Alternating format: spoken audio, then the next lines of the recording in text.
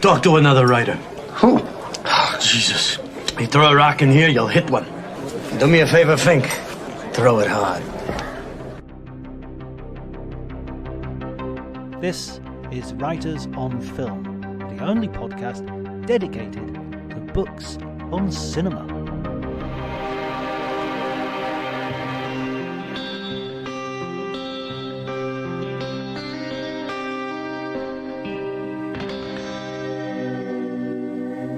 Hello. Hello everybody and welcome to Writers on Film. My name is John Bleasdale. I am a writer and film critic, and today I'm going to be talking to Dr. Neil Fox, and I've got to give him his doctorate because I use my doctor in my Twitter profile, which is Dr. Jonty, D-R-J-O-N-T-Y, in case you want to follow me. Neil is a academic, a teacher, and a film writer, a screenplay writer. He is working on a book currently for the BFI about music films.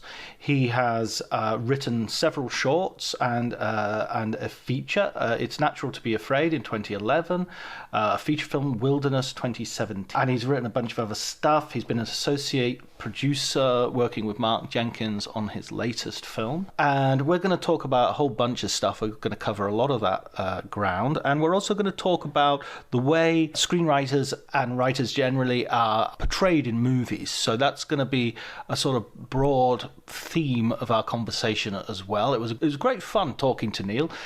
He's also got a podcast which I should plug, the Cinematologists, which I've been following and listening to for some time now, and it's brilliant. It's really good in-depth analysis, and yeah, it's also done really lightly and in a way that's very, very listenable.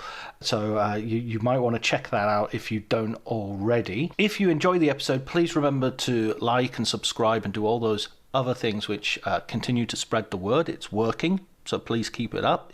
If you haven't done it already, then what's wrong with you? Come on, please, come on. But before you do any of that, enjoy the conversation.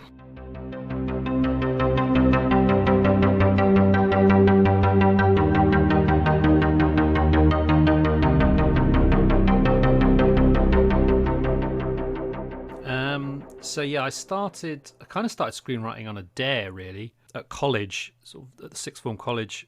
I was, sort of the usual sort of opinionated 17, 18-year-old who was sort of getting into movies and telling everyone that the movies that we were watching were terrible and why they were terrible. And someone sort of literally sort of said, you couldn't do any better. And I thought, well, I wonder if I could. And I didn't. That was when I stopped being really arrogant. But it was a kind of an honest question to myself, like, could I do better? Like I am sort of being this kind of person who's saying, this is bad and this is bad, and but what am I doing to really understand that or kind of do anything about it? So I started to write this feature film when I was at sixth form college. And like on a Word document, and it was at the time when you could sort of look at screenplays that were being released. Tarantino's screenplays had been released and stuff, and I managed to sort of find one in the library, and so I just sort of copied the format and started, and quickly realised that I was in way over my head. This was actually really hard, and my fledgling attempt was terrible. I mean, I still have it somewhere. It was called Darkness on the Edge of Town. Ooh, is that like the Springsteen? I was going to say, yeah, Bruce Springsteen reference. Yeah, it started a tradition which I still have, which is stealing titles from songs. I'm a big fan of that. Hopefully the scripts have improved. But then around that time, I met someone in the year below me who was sort of the brother of a friend of mine. He was making sort of short films but wasn't writing, and we sort of bonded over a love of 50s B movies. And I said, I've just started writing. I can write one. And he had this title called They Came for a Day, sort of a Ray Harryhausen kind of Ed Wood style. And so I wrote that, and it was a sort of 20-page short, handwritten on on a legal pad. And I sort of handed it to him and said, there you go. And he liked it and was like, well, maybe we should make this together, which we did sort of a few years later after we both took a diversion into starting a film festival in Luton, which is where I'm from, and then sort of starting a film company in Luton to sort of do film festivals and make films, and we sort of stayed there for pretty much up until I moved to Cornwall 9 years ago. doing all sorts, which included making a number of short films. So that's how it kind of started. How do you find the sort of the discipline of writing short films in terms of, as you say, you sort of try also have done a feature. So is there a really big difference, or how is it for you? I do think there's a big difference. I really like short films. I've always really liked short films as a form to watch and to program and to make. I've always loved the freedom that they give. They seem to have more freedom than sort of narrative features, because they don't have the same expectations on them. So they're almost kind of sketches of ideas, or really kind of concise ideas that wouldn't play if you then had to consider the things that often have to go into sort of feature length films. So even though, I sort of made a feature in 2016, I've since made a short after that, and sort of there's a couple of other shorts that I'd really like to make. I never saw them as a stepping stone, and I love teaching them. So I teach screenwriting, and I love sort of trying to get students to think that you don't need to worry about all of those expectations that come from writing a feature. And when I wrote my feature that we made, I tried to really sort of not fall into those expectations and try to sort of push against them. But it's certainly easier with a short, and there just seems to be sort of a real purity to them that I think is sort of underappreciated. Those expectations, that's an interesting sort of concept to think about for a moment, because I was thinking about it the other day of how there are certain sort of rules that we hear these days about feature film writing and stuff like likability of your main character. It's something that for a short it doesn't really matter if you like any of the characters, because you don't have to spend that much time with them, I guess. And also they're not really characters in the same way that they are in a longer work. They're often sort of impressions of characters. They maybe embody one or two elements that are sort of that you can sort of hook into for the duration, or not. It might just be a pure concept where the character is a cipher to get through the narrative. And I think it's interesting that my students kind of are trying to make those kind of 10-minute shorts that I make them write as complex in terms of the characters as a feature, because I think that's the expectation. And increasingly with television, that there's such an expectation that we know everything about these characters at all points. We know their entire backstory, their entire psychology, and I think it feels quite reductive, even in sort of narrative film, to have to know everything about a character rather than sort of just spending time with them. And certainly in shorts, I hate it when you sort of try or when you sort of see a short film which is essentially a 90-minute feature crammed into 10 or 20 minutes. It's like let that form do its own thing. It's like writing a haiku or that sort of what's that? There's a discipline in Japanese calligraphy where you don't take your brush off the paper. You have to do everything in sort of one swift movement. It's that sort of discipline. Yeah, that's a lovely way of thinking about it. Thinking about the shorts as well that have sort of successfully been sort of transformed into feature films. I mean, I'm thinking of the most recent example I can think of is probably Whiplash.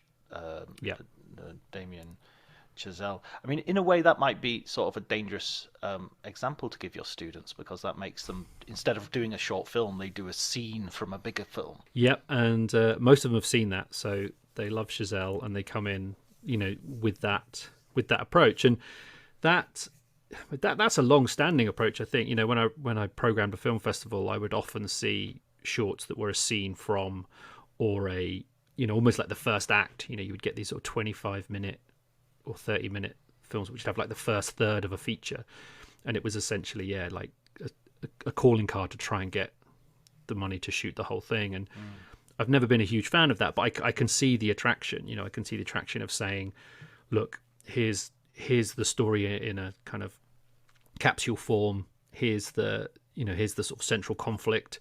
Here's what it's going to look like. And I think a short like Whiplash has enough tension in it to work as a short, and I probably prefer the short to the feature in many ways. But I think that it can work, and I think it often I think there's that film Mama as well. There's which was a horror film for a few years, which was quite similar.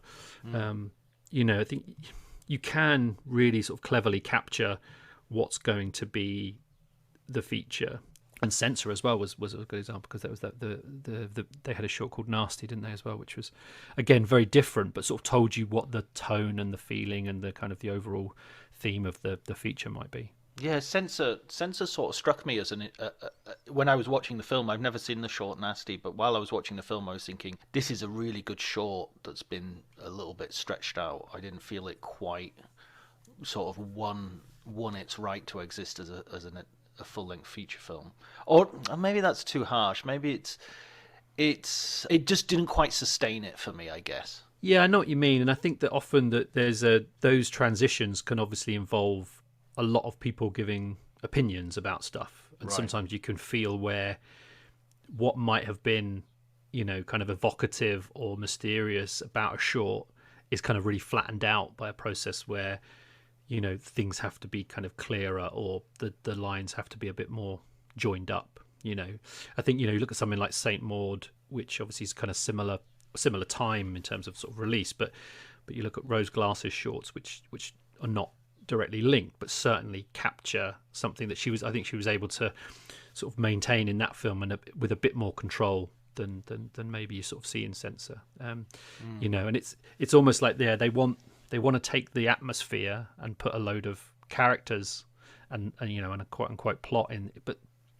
those things can often butt up against each other and not always in the best way. I think I was talking to Paul Cronin on one of these podcasts a while back, and he teaches screenwriting as well, and he was saying how if his students give him the first 5 pages of a screenplay, he always refuses to read them. He wants to read the last 5 pages.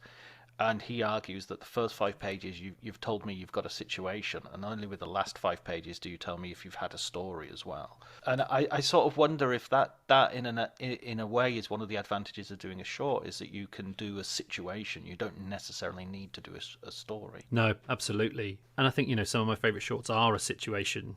And I think the thing is, when I've written shorts, that's what I've been interested in. Is the short I made before Wilderness, which is my feature, which was called It's Natural to Be Afraid, which is another song title.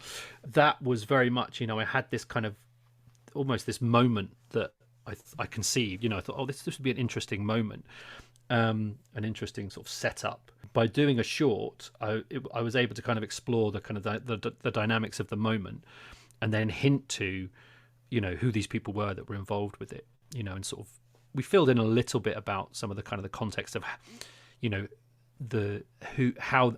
who they might be and emotionally when they meet, but that was kind of it. I was interested in the meeting rather than their entire backstory, or even the legacy of what happens after these two people meet.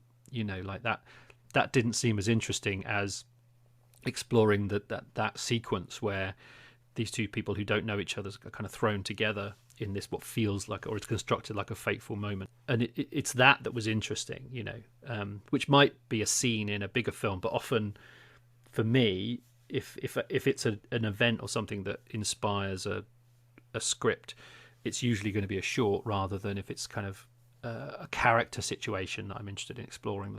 That's when a feature might emerge. Yeah, which sort of brings us back in a little way to what you were mentioning earlier, which is how our culture has now become sort of dissatisfied with just having a story that exists, and it sort of has to, fill in all the, imagine like in the 70s you had a film like Marathon Man.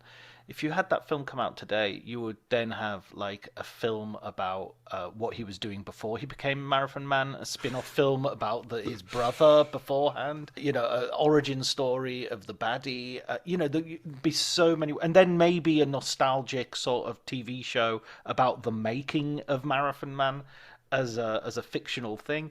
It just seems like, am I really interested in watching all of these sort of peripheral sort of filling ins?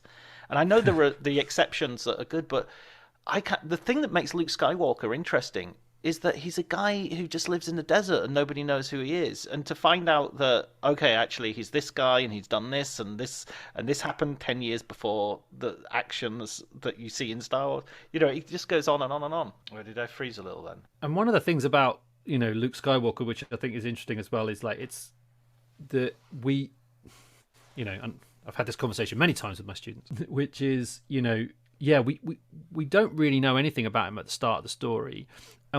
What we learn about him is who he becomes by watching him do the thing, So he's a bit of a brat, he's a bit of a dreamer, he's really annoying at the start. But there's a sense that, we're kind of in this deserted place with this individual. So we're forced to focus, in that kind of classic Hitchcock way of making you unable to empathize or sympathize or engage with any other character. And then so you're kind of on the journey with that character. And I think it does work because what he learns about himself, we learn about him at the same time, because we're watching him become. And there does seem to be a real shift at that level of filmmaking. I certainly don't want to make it seem like, because I think that it is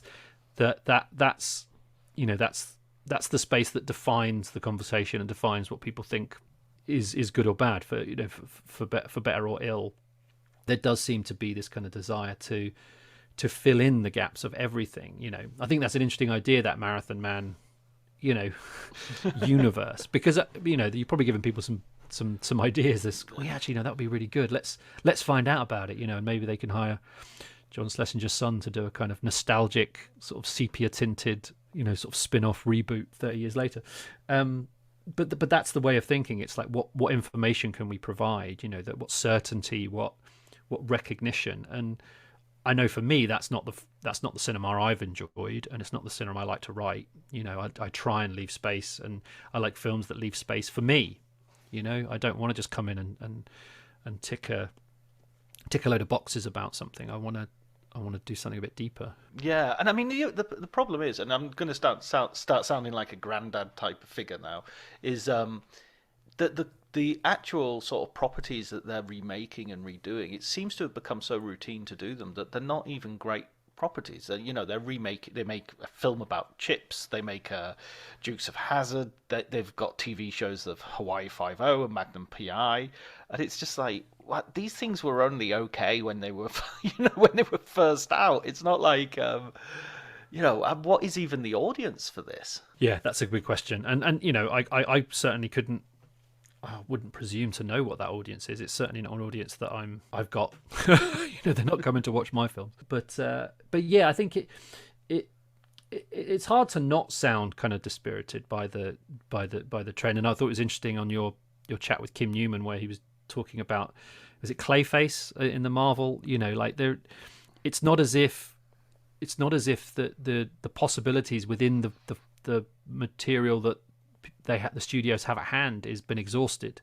It's a very thin sort of stream of properties that they then keep going back to when there is more there. So I'm not sure that they really know who their audience is. I think they've tapped into one, and they're gonna bleed that audience dry until it doesn't work, and then they'll try and figure something else out. I was thinking about Indiana Jones and the Last Crusade the other day, because that has in its sort of the very first section with River Phoenix, it kind of has everything that's bad about today's television, but it does it in a self-aware and an almost parodically accelerated fashion. Within 5 minutes you find out how he got his hat, how he got his scar, how he got his name, how he got his whip, how he got his hat, and it's just like, what, that happened in one morning? When he apparently lives in Monument Valley. Yeah. And it's sort of like so over the top, I can forgive it, but it seems like somebody was watching that with a pen and paper and was going, oh, okay, that's how I'm going to do the next 25 years of film and TV programming. But that's what we're talking about as well, isn't it? The difference between a short and a feature. Like, that's a short sequence that works really well in the context of a fun way to set up a character, or to step outside the character that you've known for 3 films and do a little bit of an origin story tongue in cheek. But yeah, that's whole franchises are built on that sequence that's stretched out to sometimes 2.5 hours. And it's like, it just doesn't need that, and it's not necessarily that interesting. And Spielberg probably kind of knew that. And I wonder if George Lucas wanted to write a longer version, and that's what they kind of argued it down to, like, let's do it in 3 shots. Yeah. Which is cinema, isn't it, rather than anything else. Well, I mean, they did do a young Indiana Jones story TV show. That, It was a TV show, Yeah, which I remember Vic Armstrong, Vic Armstrong, the stuntman, directed a few episodes because I read his autobiography, and he was very he was very proud of the work he had done on that. So to sort of move on to the idea of, so you're writing screenplays and everything. Do you, when you watch a movie and you see like a screenwriter depicted, do you sort of go, there I am. Now I'm the hero of this story. Yes, I feel very seen. I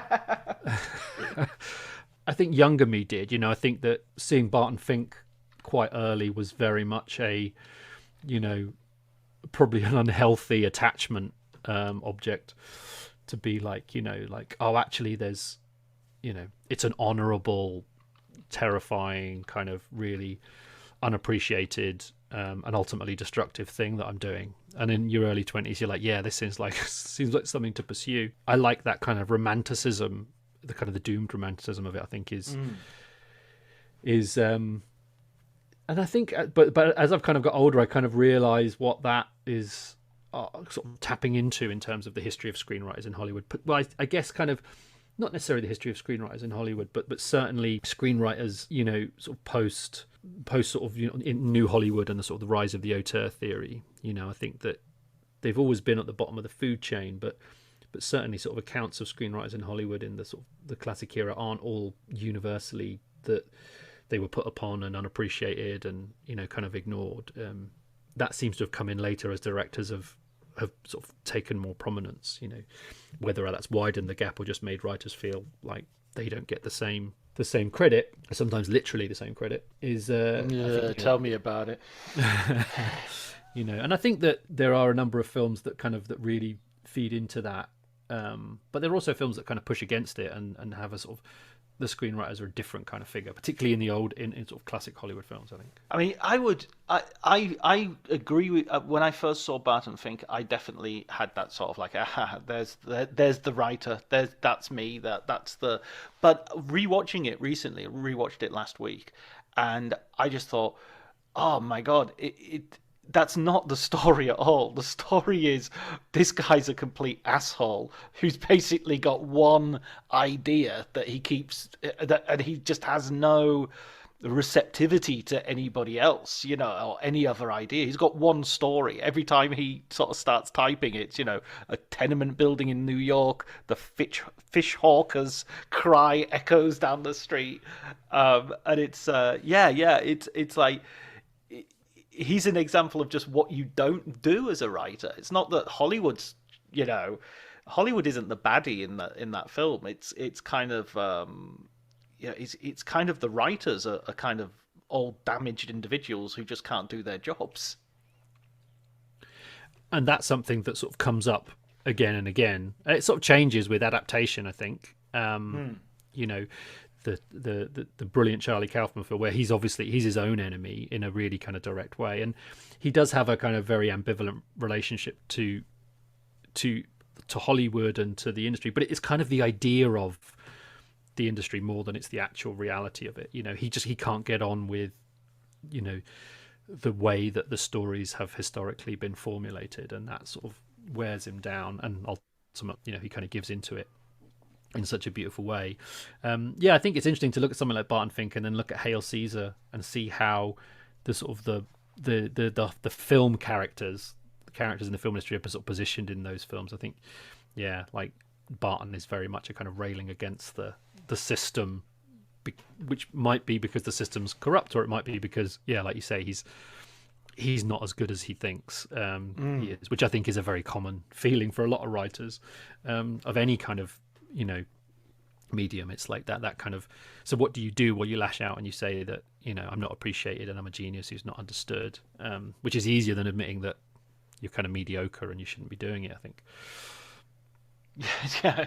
It's it's that idea of like I'm writing a theatre for the people, films for the people, and then the guy who lives next door who keeps saying I could tell you some stories, and he's just like, he's too busy spouting off to actually stop and listen to the guy who turns out, by the way, to be, spoiler alert, a psychopath.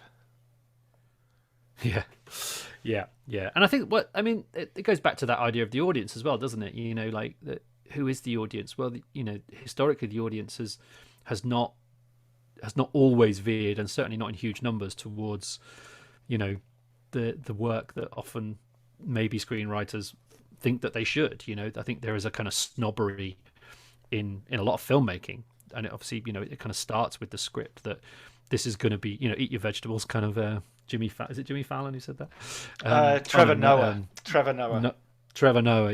Like that. I think that again, like a lot of the time, people don't like the reality of what they know their life is being exposed to them. And I think that a lot of films about screenwriters sort of tap into that kind of neuroses of wanting to do something honourable, but knowing that really, that there are other things at play, including, just wanting to be famous or wanting to be successful or wanting to be seen to be good, and all of those kind of competing voices sort of can infect the process of writing quite a lot, I think. I think that often the portrayals of screenwriters in sort of classic Hollywood have not always done the best job of sort of making it something which feels glamorous or of value. And obviously kind of Sunset Boulevard is the great example, where he's essentially babysitting.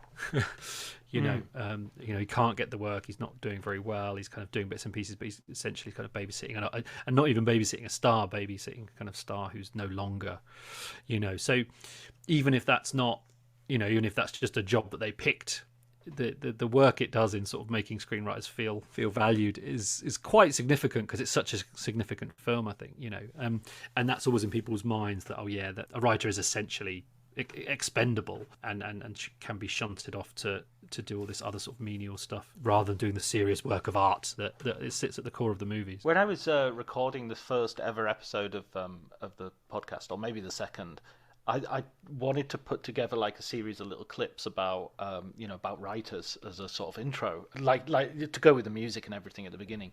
And the one that I got that I really loved, and I should use it, but it's Geisler from Bart and Fink. Geisler, yes, Mr. Geisler, Geisler, and when he says, "Writers, Fink, talk to a writer. This is Hollywood.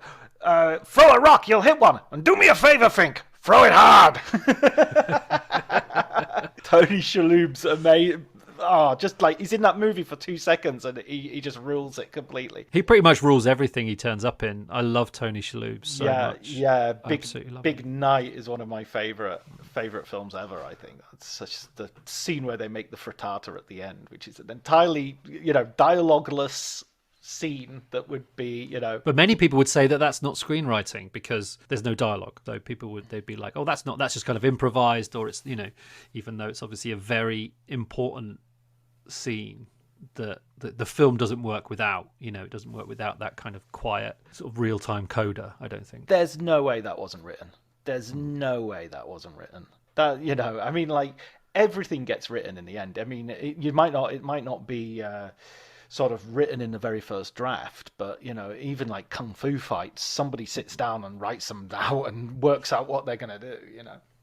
Yeah, and I've been fortunate, with my collaborator and sort of been on sets where screenwriters have been included in that, because they carry the story, they carry it all, and I think often when you sort of see that a director has run off and thinks that they know, and they hit those moments, often the story can fall apart because the person who's really carrying the permutations of what it can be in their head has been excluded from the process, which as a producer as well, I always feel is kind of mad. Why would you not want someone who can solve those problems or add something in the way that actors do all the time while the film is being made? I often think that 90% of the job of a writer is sometimes to answer really basic questions like, wait a minute, what are they doing in that room? Why is that? Oh, why would they come back? Or what's the, and it's those sometimes stupid questions which are absolutely basic and fundamental. Yeah, the logic of things is really important sometimes. To broaden it out a little bit, you mentioned Sunset Boulevard earlier, and he's kind of, you say babysitting, but isn't he kind of a prostitute? Isn't that his job essentially? Isn't he just there to basically be eye candy and slash or service, Gloria Swanson's fading matinee idol? Yeah, I was trying to retain a little bit of dignity in the profession of the writer there, John, but you just blown that out of the water. I'm not sure if I prefer to be a prostitute or a babysitter today.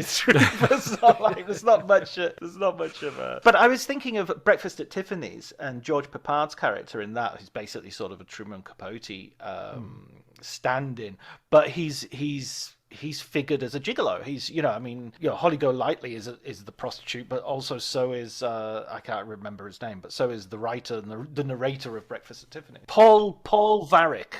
I've remembered his name. Well, I think again that maybe is one of the insecurities that writers have. That the process of writing, regardless, is one of constant compromise, or sort of paying lip service, or doing something that you feel is kind of taking away the kind of the purity of the thing. And that, I think, probably seeps out in a lot of ways in terms of these representations, that they feel, it certainly happens in adaptation, he just feels kind of dirty doing the thing, but he's compelled to do it anyway. It's there's certainly a sense that there's a kind of darkness that lurks within the writer as in terms of what they're doing and why they're doing it, which I think the film industry is such a great way of exploring that, because it's just seen as innately seedy and shallow and sort of out for the bucks, and occasionally getting hit by rocks thrown by Mr. Giesler.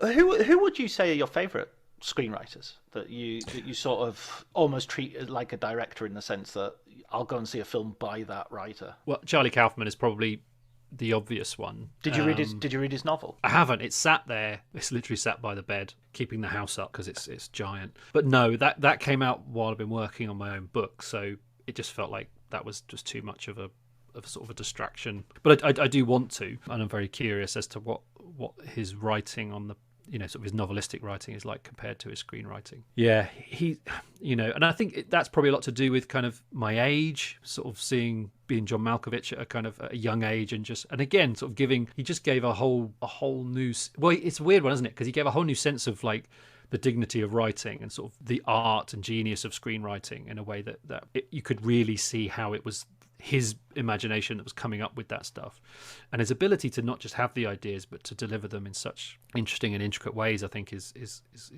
amazing. But of course he was not happy with that and wanted to direct, which I completely understand, but also kind of made this kind of symbolic, unattainable thing, where it's like there is only one. There is only one of him. I think historically it's Billy Wilder either working with I.A.L. Diamond, particularly sort of in the late stuff. I love that relationship, or Charles Brackett in the early days. I think he was a great writer. Weirdly, even though I don't direct, I think that some of my favorite writers are directors who seem to be able to write really, really well, which would be Wilder, or more recently like Paul Thomas Anderson. I think is a great writer, and yeah, those are probably my sort of my favorites in terms of the ones whose work I go to when I'm kind of teaching what you might call classic narrative screenwriting. I always think of people who are sort of writer-directors like the Coens and Tarantino as well to some degree. And sort of, I've read their screenplays, but I always read them with an idea of they know they can do this. They know that they've not got to give this to somebody who's then going to say, ugh, this isn't going to work. Or so there's an element of it where I think there's not much I can learn here because they have a really big advantage. And what's interesting about that is if you could, what's to learn, because when I say to my students if they're interested in those filmmakers, is not necessarily the Coens, but someone like Tarantino, or they love Wes Anderson, or like look at how those screenplays have evolved over the course of their career. Wes Anderson, the fascist. Oh God, isn't everyone a fascist now? Apparently, is he a fascist now? I haven't. There was this silly. I mean, it's silly. There was. I went to university in the early '90s, and if you didn't call someone fascist every day, you sort of lost your card. So I'm a little bit more tolerant than some people seem to be. But basically, there was somebody on Twitter who said that his films are fascoid.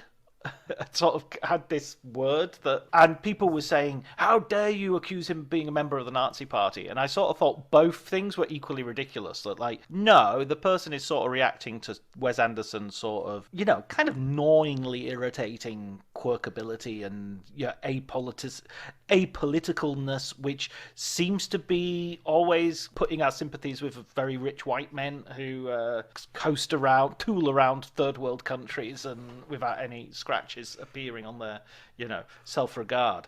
So, I as you can tell, I'm slightly ambivalent about Wes Anderson as well. But anyway, no, he's not a fascist. That's okay. Sorry. For the record. Yeah, what a relief. I haven't been on Twitter today, so I didn't know if I'd missed big news. Yeah. That he'd held a rally or something.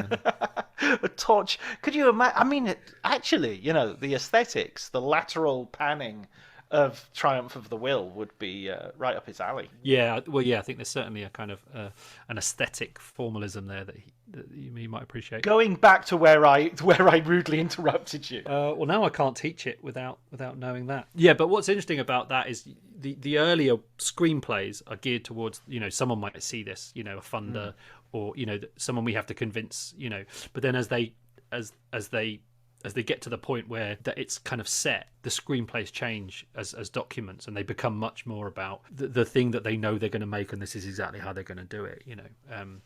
So they're kind of, the early ones are kind of nice reminders that whatever happens to filmmakers, often a lot of them start in similar places in terms of having to have a document that looks a certain way to do a certain thing. Apart from Shane Black's Lethal Weapon script, which I don't know if you've ever read the original one that got sold for like $1 million, but it's available online and it's absolutely glorious because it doesn't look anything like a screenplay and it's got nothing to do with the film that you kind of see, but it's so beautifully written and it's so engaging and exciting, and that's the kind of, again, like a Kaufman-esque thing where it's like this happened once, someone wrote this thing, sold it for $1 million, and then everyone thought, great, this is what I'll do, and of course they couldn't because they weren't Shane Black. Lesson number 1 of the screenwriting course today is going to be born as a famous screenwriter.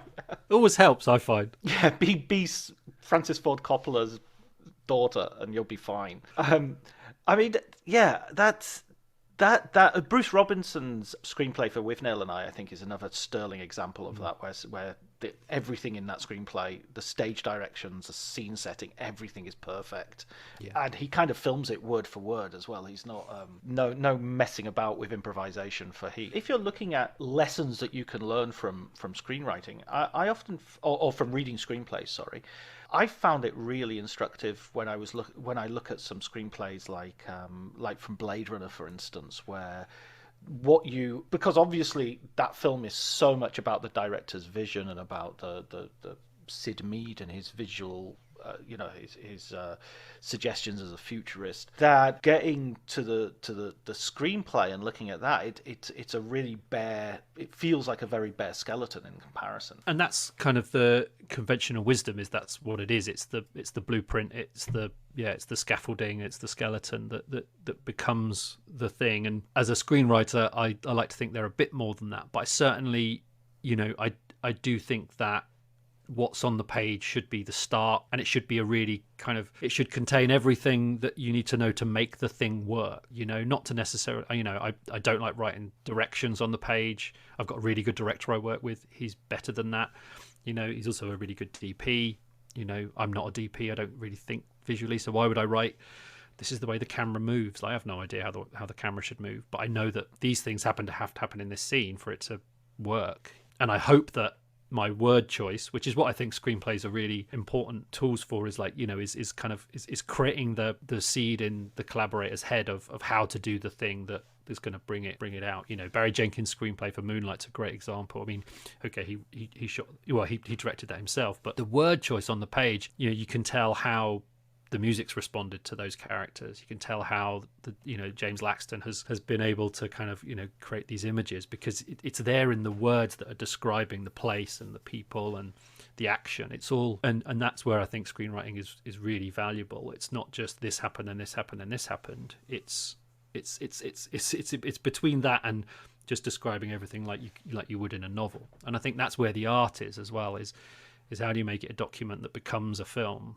but also a compelling story that kind of gets collaborators excited, that gets actors interested in, this feels a bit messy or a bit nuanced, or I can play around in this space because you're saying this here and you're saying this here, and it's just those good collaborators who know that that's intentional and can sort of play around in that space, I think is key. And that's the only time when you're writing you really get to write, because a lot of it is formatting and a lot of it is trying to be clear for production, and that's quite boring. So where's the space to do the job? And if you're like me, you're a writer who doesn't direct, that's even more limited. I think that a lot of writers who end up directing don't have to worry about that, because they'll bring all of that flair and imagination to bear in other ways. I always try to think of it as like a mood board.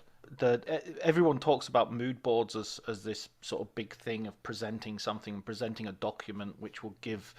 And I think, well, what if you should really be doing that in the script as well? I mean, yes, I totally understand the efficacy of those things when you're trying to get financing for a project and everything, but that same sort of intentness of like, I really want to evoke something, should be in the script, the original script. That's really interesting, the mood board idea, because I teach filmmaking and students make mood boards all the time, but you can tell the difference between a mood board where a student has thought about the depth of the story that they want to tell and knows the work that they're trying to sort of tap into and evoke, and students who've just put blue scenes from films in Google image search and then taken all of those films and put them in a mood board, and so you've got Bergman next to Nolan and you're like, how's this going to work? So but again, I think that's the same thing. It's like it should be on the page, and I think that at the end of when you write a script, whether you've done enough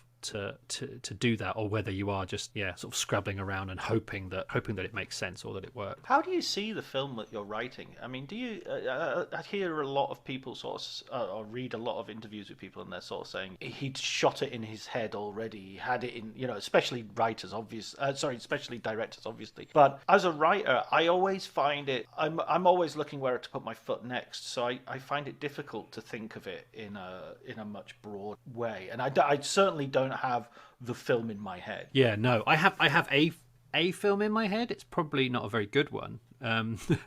When I'm, he says about the film as it's finished is hopefully better. But I think that like I have a kind of a sense of the movements and a sense of the place and how the characters might move around a scene in order to try and get the emotional beats. Talking about process is always really hard without sounding ridiculous and saying things like emotional beats, but I'll do my best. Men in tights. How hard can it be? Thank you for bringing me back to earth, John. I appreciate it. But so and an example in the feature that we made, the opening sequence, I saw the opening sequence in my head really clearly, and almost to the points where I wrote it as cuts, which I very rarely do, but that's how it sort of came. So I was like, that's how I'm going to write it. That's how I see it opening the film. And then gave it to my collaborator, and we were both producers. And he sort of said, the first thing he looked at was like, this is expensive opening. And I was like, I don't think this is how it should open necessarily. Like this is, but this is how it came in my head. And I know it's expensive because all of it was set dialogue in a moving car, which for a micro budget film is a sort of a big no-no in terms of cost. So I said, like, even though it looks like it's very prescriptive, I'm not tied to this being how it's filmed. It's just this is how it needed to be written in order for me to get it on the page. And he didn't shoot it like that at all. It's very, very different opening in Wilderness, but the feeling was the same. Like it captured something of what I'd written in terms of the dynamics of this relationship at the start of the film and how it was kind of setting the tone that would then be sort of dismantled as the film went on. And I think that happens quite a lot where I sort of see a scene in order to write it, and then in the process of making the film it's improved, or it's changed, so or I'll be told, actually we don't need to film this, or what if we filmed it like this? And it's like, actually that's kind of what the scene is about, but if I'd have tried to write the visual story in a more elaborate way, I might not have left what it's really about in order for a director to be able to do that. So I'm quite conscious of that again, I'm interested in the characters, and I'm interested in the dynamics, and I'm interested in the story as I see it, rather than, this is how it's got to look.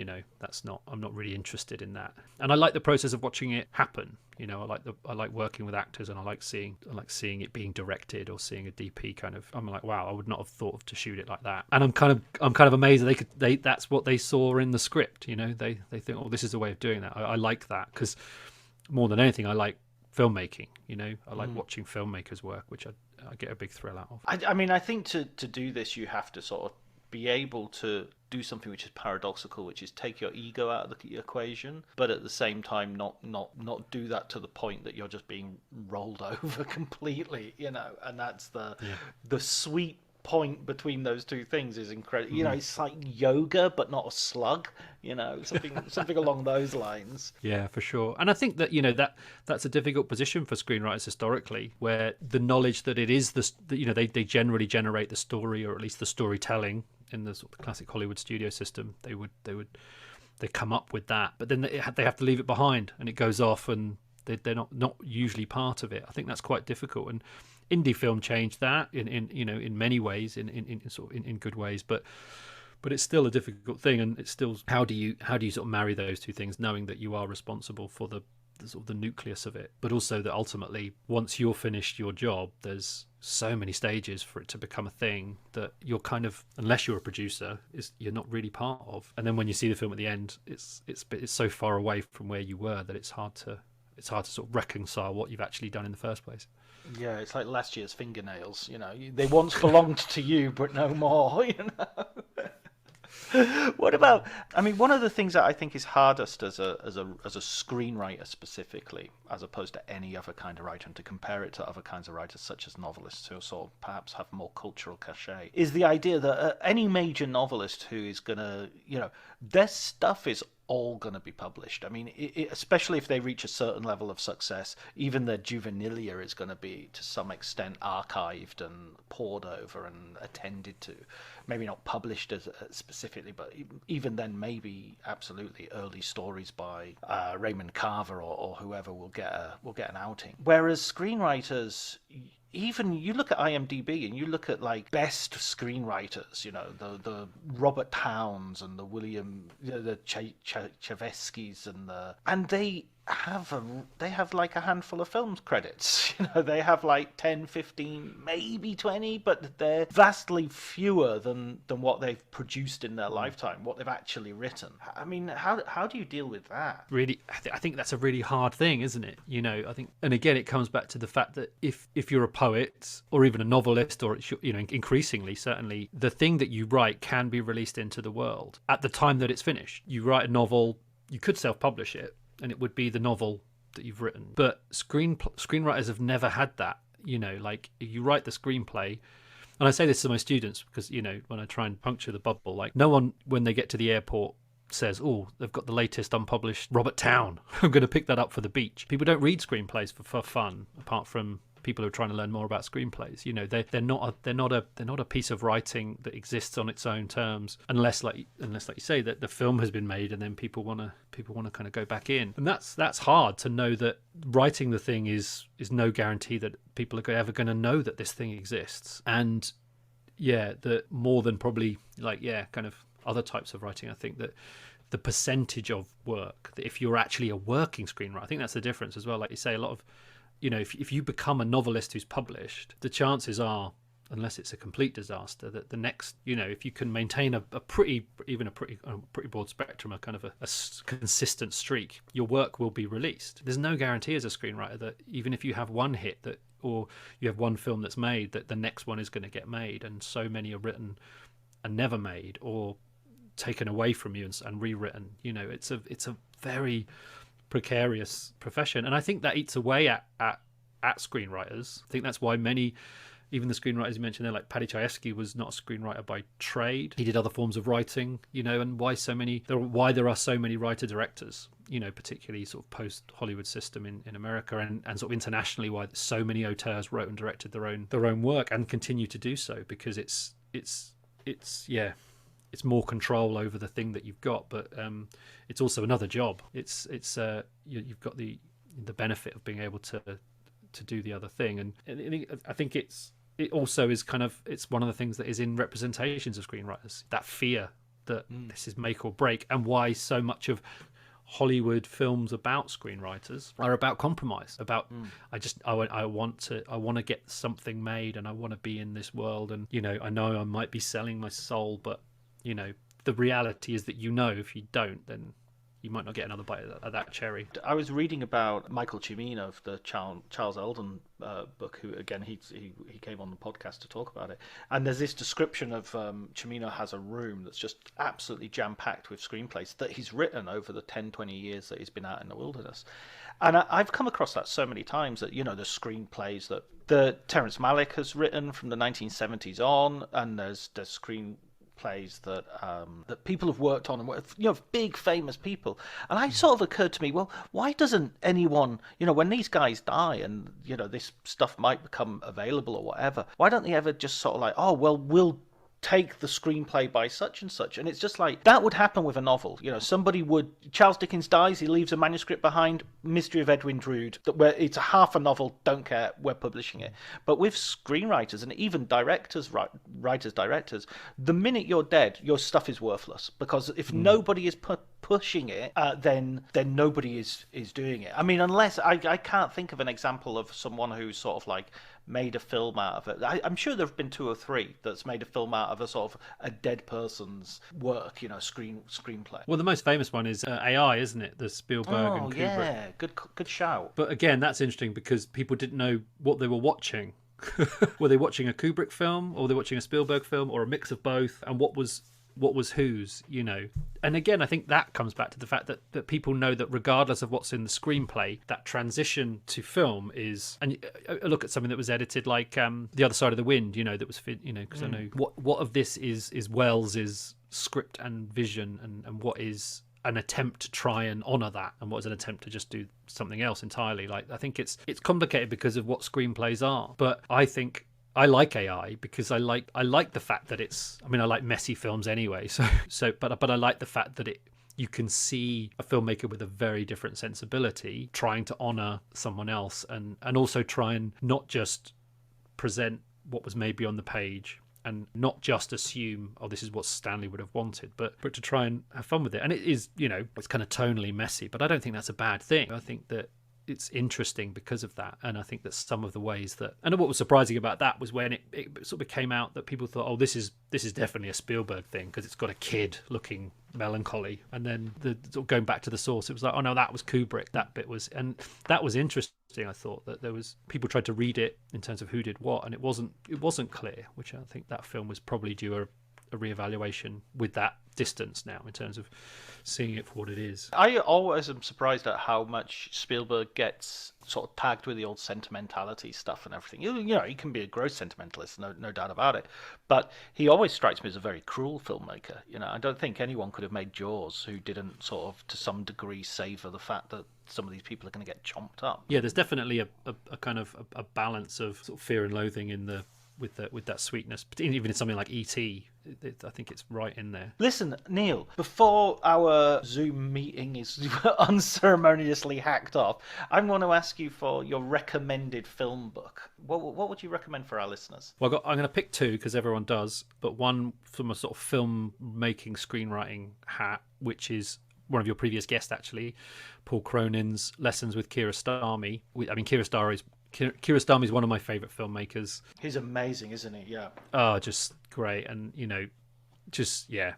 And just a beautiful storyteller, a reminder of what you can do when you're not bound to a very narrow sort of set of expectations of what a story is and how it can unfold. But that book is just full of Kiarostami talking about cinema and art and life and how they all sort of fit together. And I just massively have defaced it with underlinings, and it's almost become a kind of a book that I go to a lot to remind myself of the kind of stories I want to tell, the kind of teacher I want to be, the kind of person I want to be. You know, I think it's got such wisdom and sort of gentleness and joy in it. I find it absolutely inspiring, you know, and anytime I'm thinking, oh God, like there's no hope for cinema, I kind of go back to that and think, actually, there are filmmakers that have made beautiful work that sits outside expectation. And yeah, so that would be, and it's really short, and it's definitely edited to allow Kiarostami's voice to shine through. I think it's fab. I love all of his books. Cronin's edited books, I think, are wonderful. The other one, sort of with my sort of film critic head on, because I do a bit of that as well, is Noriko Smiling by Adam Mars Jones. I don't know if you know this book. No, I don't. No. You should definitely get Adam Mars Jones on. He was a critic for newspaper for a long time, and he writes for sort of the LRB, and he's a novelist as well. But He wrote this book about the LRB. That's where I've recognised the name from. Yeah. He wrote this great close reading of Ozu's Late Spring called Noriko Smiling, and it's a very short but really, really wonderful analysis. It, kind of starts in that position of why am I interested in this work? Why does this film do? He's kind of trying to unpack his own relationship to the film and sort of really trying to get under the bonnet of what the film's doing. It's a beautiful piece of writing, and he's got a really interesting sensibility. He's got such a confidence that he's not interested in. He's not worrying about how other people view this film or how they view Ozu or how they view Japanese cinema, and he just kind of goes in with his own sensibility and sort of wrestles with it. It's a wonderful book. That sounds amazing. Definitely, that's going on the pile. Going on the ever-growing pile. Listen, Neil, thank you so much for agreeing to talk to me. It was absolutely fascinating conversation. Thanks for having me. I love your pod.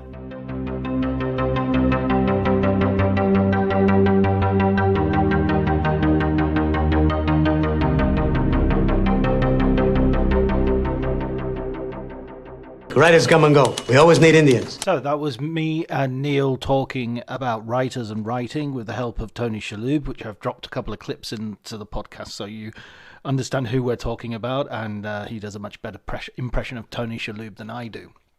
Tony Shalhoub does, I mean. Also, I should rectify that I talked about the Cinematologists right at the beginning of the pod. I should also mention that Neil's co-host is Dario Linares, who I have frequently interacted with on Twitter, and I've read his stuff with great interest as well, so a shout out there to him.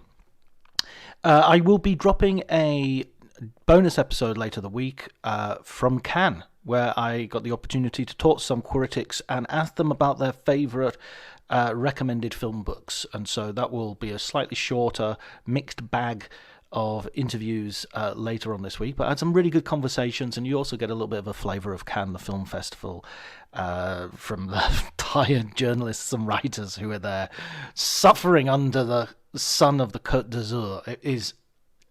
It's like Vietnam. You can't really even understand unless you were there. Okay, that's enough from me. Thanks, Ali Harwood. Thanks, Eric. Thanks, Elliot Atkins for the music. Ali Harwood for the art. See you next week. Bye-bye.